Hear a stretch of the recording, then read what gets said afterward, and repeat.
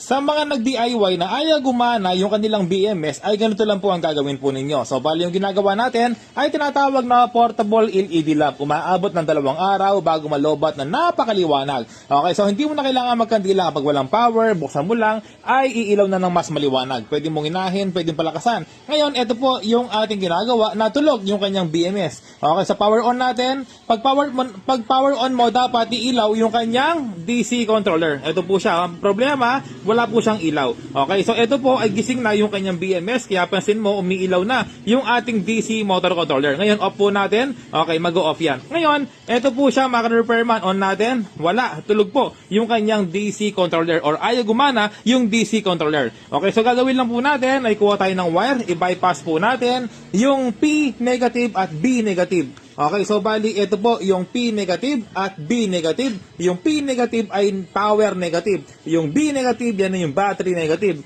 Ngayon, i-short lang natin para mabuhay po yung ating BMS. Okay, sa lahat po ng setup, solar man yan na 12 volts or kahit ilang volts, ay ganyan lang po ang gagawin po natin. Ngayon, subukan po natin. Ayan, mga repairman, gising na yung ating BMS. Alright?